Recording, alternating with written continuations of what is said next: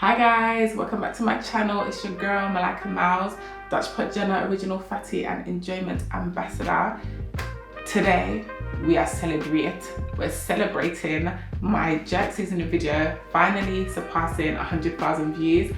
I never aspired it personally. I just never saw my video doing that well, and so I really appreciate all the love and support that you guys have shown to that video, liking, commenting, subscribing, trying the recipe, giving me feedback, all that good stuff. I love it. And so I thought what I would show you guys today are my top 5 tips for how I get the most authentic, beautiful tasting jerk chicken at home using my barbecue grill. We've already done it in the oven in my previous video, but obviously summertime is here, and so now we're all whipping out our barbecue grills, and this is the closest that you can get to the authentic stuff that you get in Jamaica.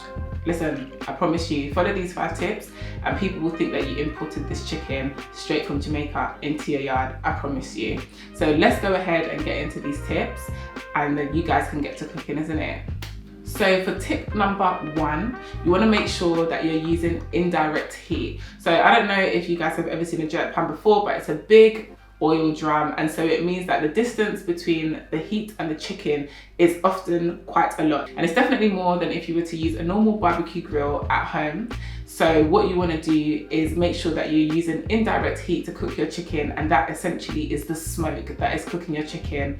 What that looks like on your barbecue grill is having your coals on one side and your chicken on the other side. You do not want to have your chicken cooking on top of the coals the entire time. That's how you get that bun-up chicken that people like to be selling after the rave, but that's neither here nor there, that's not my business. So yeah, make sure that you're using indirect heat. Keep your coals and your chicken separate until your chicken is basically almost cooked through and you just want to give it a bit more colour. When you want to give it a bit more colour, then you put it over the coals, and that's literally probably like the last 10 minutes or so. Tip number 2 is that you want to make sure that you're using a restaurant grade barbecue coal.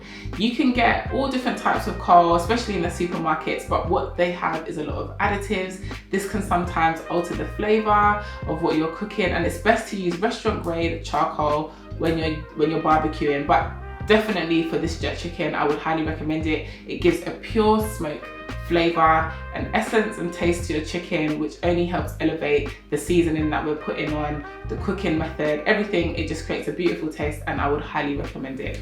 It's also good to know that restaurant grade coal is designed because it's more pure, it doesn't have those additives and stuff, it burns for longer and it provides a more consistent heat. So overall, it's just better for your chicken, and it's a small step that I implement all the time. Tip number 3 is that you want to make sure that you're using something to replicate or emulate that pimento wood that we traditionally use in Jamaica to smoke and cook our jerk chicken.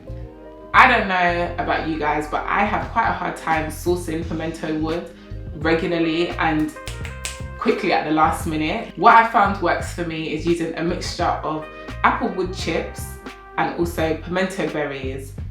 These two together, put on top of the coals in a small foil pouch, creates that pimento wood flavour and smoke that cooks the chicken. This is what made people think that the jerk chicken was done in a jerk pan with pimento wood. I promise you, people could not believe how my jerk chicken was tasting. It was amazing. I would highly recommend this tip. I smoke my wood chips and my pimento berries for about 30 minutes to an hour. Smoking wood chips is debatable. Some people say you don't need to do it. We prefer to do it, and we think that it helps with the wood chips burning and providing a better smoke and steam in the pan. It's up to you if you guys want to do it. If you don't, it's up to you. But if you do, then I would say to do it for about 30 minutes to an hour before you put it into the foil pouch and before you put it on to the coals. You want to make sure that you've got your wood chip mixture, and that is basically our pimento wood. That's our pimento wood chips basically that we're smoking the chicken with, and that is what takes the chicken up several notches. Tip number 4 is that I brush my chicken with a little bit of olive oil. You can use another oil if you want to. I just opt for olive oil all of the time. I just find that it gives it a better glow. It's like a bit of makeup for my jerk chicken, but what it actually also does is it helps it retain moisture. As I mentioned before, a jerk pan is a lot deeper. The chicken doesn't dry out so quickly, but because of the lack of depth with a barbecue grill, or with my barbecue grill specifically, and a lot of people that I know, the chicken is prone to drying out quite quickly. The skin dries out, it starts to stick to the grill, it starts to burn, and then your chicken doesn't have a nice overall even color, and sometimes it's just dried out, the meat starts to dry out, and it's not very nice. So about 15 minutes into the cooking process, I just lightly brush a layer of olive oil over my chicken. It helps it retain moisture throughout. And if there's any bits of chicken that are closer to the coal than others, those may start to burn a bit quicker or brown a bit quicker than the rest of the chicken. I just go over those every now and again whenever I check it. If I feel like it's getting a bit too dark too quickly or it's drying out, just brush on some olive oil or whatever oil of your choice. And that will help your chicken skin to remain nice, get a nice color, nice crisp to it, but it won't dry out and it won't be burnt. And lastly, tip number 5. This tip does not elevate the chicken itself so much, it's more about the sauce. But as you guys know, when you're cooking, all the components must come together to create an amazing dish, and jerk sauce is a big part of having a beautiful jerk chicken. If you guys want to see my jerk sauce recipe, please check out my previous videos because I take you through that. I'll link it down below. But basically, you want to make sure that you are putting a drip pan into the barbecue underneath the chicken, and this will help just catch as much of that fat as possible. That fat is infused with the smoke from the pimento seeds and the apple wood chips, and just the natural fat and juices from the chicken. Amazing. If you add this to your sauce, it will have your sauce tasting so beautiful that I can't even describe it. But whenever I'm jerking chicken on the grill, I do But whenever I'm jerking chicken on the grill, I make sure that I have got my drip pan, I make sure that I'm collecting as much fat as possible. And people definitely notice the depth of flavor in the sauce that fat, that smoke infused fat provides to the sauce. So guys, those are my top 5 tips for the most authentic tasting jerk chicken that you're gonna get outside of Jamaica. I promise you, it tastes absolutely amazing. And if you implement these steps, people will be ranting and raving about your jerk chicken. So guys, for the rest of this video, I'm just gonna take you through how I implement these steps when I'm jerking chicken at home. I'm just gonna show you guys quickly and you can see. I hope you enjoyed this video. If you did, please remember to give me a thumbs up, like, comment, subscribe.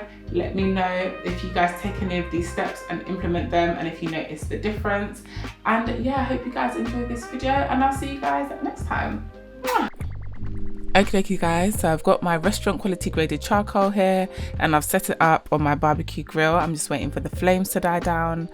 And these are the wood chips that I use. I use apple smoking wood chips.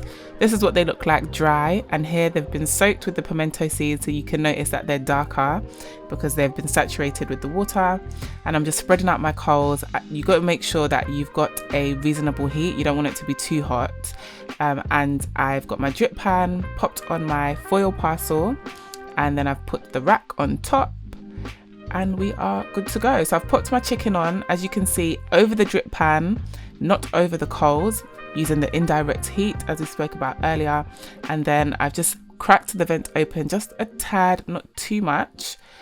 And I've just left it for about 15 minutes, I think, 15-20 minutes. And you can see that the wood chips and the pimento seed parcel has started smoking up, so you'll be able to smell it. It will smell amazing. And then I'm just brushing on some of the olive oil as well, just because some of the moisture on the top of the chicken was starting to dry out. So we've done that to retain as much moisture as possible and give the chicken a lovely even color. And then I've just left it probably for about another 35 minutes. I don't really time it. I kind of just do this by eye. So you want to be checking it every now and again, make sure that it's not drying out or overcooking. And then I've come back and I'm just going to rotate the chicken because the side that is closest to the heat, I want to make sure that one side is not more burnt or more cooked than the other. So I've just rotated it, put the lid back down, and then I think I went to go and get a cocktail. And then I've come back and you can see that it's got a beautiful even color. I've just checked it at a joint to see how much longer it needs to cook for. I've tipped out that foil parcel because the wood chips and the pimento seeds have more or less burnt out, so I'm just mixing it in with the coals now, brushing on that edge that's closest to the fire because I just want to make sure that it's not drying out. Move the chicken on top of the coals and then taking out my drip pan. This was a supermarket chicken, so it hasn't got as much fat. It's not as fresh as if I bought it from the butcher, but yeah, that's enough for me. And then I'm going to put some Red Stripe, lovely Jamaican beer, onto my chicken. This just helps to intensify the flavors, and it also gives it another layer to that coloring that we're looking for. I don't measure this either. I think I used about half a bottle for the whole chicken. Just pour on as much as you see fit, really. Do it by eye. I've left the chicken on for about another 10 minutes just to get a nice deeper color, and then I think it's cooked, it's ready, it's good to go. So I've taken it off and I've chopped it up off screen because you guys have seen me do this before, so I didn't need to show you again. So this is what it looks like on my wooden chopping board, and then I've added the fat to the sauce. I also cooked that off screen. I'll leave the link down below for the sauce video, well, the video with the sauce recipe in it. I'm just drizzling that on top. It looks so rich and amazing. It's got a beautiful color, beautiful flavor, and the smell, oh my goodness, the aromas that are coming out of this, amazing. I did not look my best when I recorded this, so unfortunately you guys can't see my face, but I promise you my eyes are closed, I'm salivating, and I'm enjoying this chicken. I'm enjoying my life. It tastes amazing. So yeah, that's it guys. I hope you enjoyed this video. Please remember to implement those 5 tips if you want an amazing authentic jerk chicken at home on your barbecue grill. Follow me on all my social media, and I shall see you guys next time. Mwah!